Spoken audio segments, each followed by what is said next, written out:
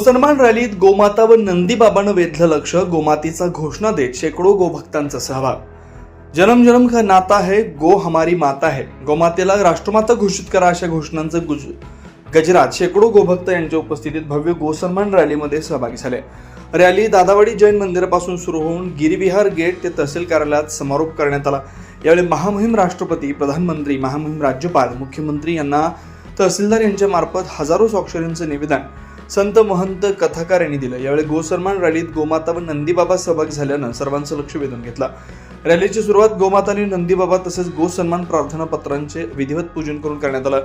पीठाधीश उद्धव महाराज, भागवताचार्य अविनाश महाराज जोशी, प्रकाशपुरी महाराज, वसंत चैतन्य Maharaj, Anil Maharaj, गोभक्त doctor Narendra Patil यांनी पूजन केलं. वेदमंत्र पठण प्रमोद जोशी महाराज यांनी केलं. हजारो स्वाक्षरींचं निवेदन एका लाल कपड्यामध्ये घेऊन घोडा बग्गीवर रॅलीत सहभागी करण्यात आला. रॅलीत प्रधान स्थानी गोमाता, नंदीबाबा, संत महंत कथाकार यांच्या मागे मातृशक्ती व शेकडो गोभक्त सहभागी झाले होते. रॅलीत नवापूर येथील आदिवासी भजनी मंडळानं गोमातेचं भजन गायलं. जन्म जन्म का नाता है, गो हमारी माता है. बंद करो गो हत्या बंद करो. गो माता को राष्ट्रमाता घोषित करो. लाना होगा गो हत्या बंदी कानून लाना होगा अशा घोषणा देण्यात आल्या. रॅलीचा समारोप तहसील कार्यालयात झाल्यावर पूज्य उद्धवजी महाराज, भागवताचार्य अविनाश महाराज यांनी उपस्थित गोभक्तांना गोमाता राष्ट्रमाता करण्यासाठी काय प्रयत्न करावे याविषयी संबोधित केलं. प्रशासनाच्या वतीनं नंदुरबार तहसीलदार प्रदीप पवार यांना सर्व गोभक्तांचा भावनांचा आदर राखत स्वतः कार्यालयाच्या बाहेर येऊन सर्व गोभक्त, संत महंत आणि शेकडो गोभक्त यांच्या हस्ते निवेदन स्वीकारलं.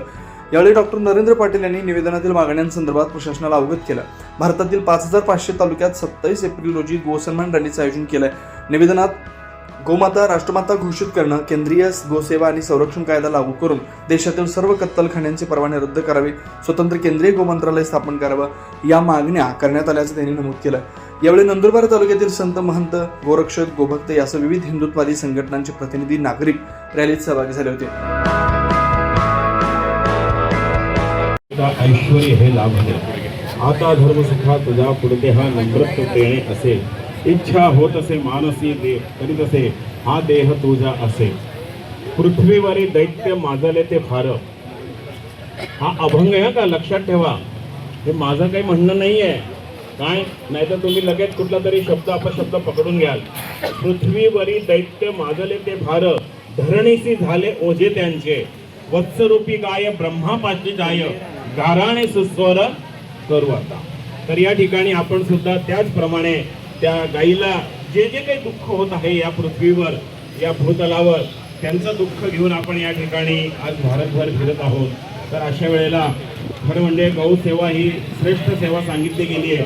मी तर असं म्हणेल की ज्या वेळेला प्रत्येकाच्या घराघरामध्ये सारवायचं होतं लिपण, सारवायचं लिपण होतं, ते लिपण बंद झालं आणि पार्टेक्सचा जन्म झाला आणि त्याच्यासोबत शुगरचा जन्म झालेला आहे. लक्षात घ्या, शुगरचा जन्म आत्ताच आहे, फार फार फार जुना नाही आहे. ज्या वेळेपासून आपण घरात सारवायचं बंद केलं आणि पार्टेक्स बसवायला चालू केलं त्यावेळेला हा शुगरचा जन्म झालेला आहे. आजही जर समजा कोणाला असं वाटत असेल की शुगर जास्त आहे, कमी आहे, तुम्ही नुसतं ताजं शेण घ्या गाईचं, त्याच्यावर अर्ध 15 मिनिटं पाय ठेवा, तुमचं शुगर बिना औषधानं क्लिअर होतं. तर अशा अनेक गोष्टी त्या गाईपासून आपल्याला प्राप्त होत आहेत. गोमय वसते लक्ष्मी भागवतात सुद्धा सांगितलंय. एवढंच नाही तर तुम्हाला ज्वलंत उदाहरण देतो की आपल्या महाराष्ट्रात मालेगावच्या जवळचं असलेलं कवळाणे गाव आहे. कवळाणे इकडनं जाताना उजव्या हाताला लागतं, राजे महालासारखं घर दिसतात, कवळाणे. या कवळ्याना ह्या घरांमध्ये आपल्या गुजरातमध्ये असलेलं सगळ्यात मोठं शहर म्हणजे बडोदा. तर या बडोद्याचे जे राजा आहेत सयाजीराव गायकवाड, हे सयाजीराव गायकवाड यांचा जन्म कवळ्यानाच आहे. तर त्या ठिकाणी कवळाण्याला त्यांनी राहून गोसेवाच केलेली आहे आणि गोसेवेचं फल ते त्या ठिकाणी गुजरातचे बडोद्याचे राजा झालेले आहेत. अशा अनेक फायदे आहेत. पण आज आपल्याला या ज्या काही गोष्टी आहेत या शासनाला, सत्तेला, सरकारला आपल्याला सांगावं लागतं. त्याचं काही कारण आहे की जसं यशोदे आपल्या देवकीला त्या ठिकाणी आकाशवाणी झाली आणि सांगितलं की याचा 8वा पुत्र तुला मारेल. मग त्या देवाला नाही समजलं की आपल्या आईला 7 मुलांचं दुःख का द्यावं, देवाला का नाही समजलं. तर त्याचं कारण होतं की काही गोष्टी घडवून घ्याव्या लागतात. तशा या ठिकाणी काही गोष्टी घडत आहेत आणि घडल्यानंतर निश्चित त्या ठिकाणी आपल्याला चांगला दिवस प्राप्त होईल. म्हणून आज या ठिकाणी नंदुरबार शहरामध्ये जिल्ह्यातील प्रामुख्यानं या ठिकाणी तहसीलदार साहेबांना आपण सगळ्यांचं स्वाक्षरी घेऊन हे आमचं निवेदन आदरपूर्वक नम्रतेपूर्वक आपण त्यांना या ठिकाणी देत आहोत. 24 लाईव्ह महाराष्ट्र न्यूजसाठी योगेश पवार, नंदुरबार.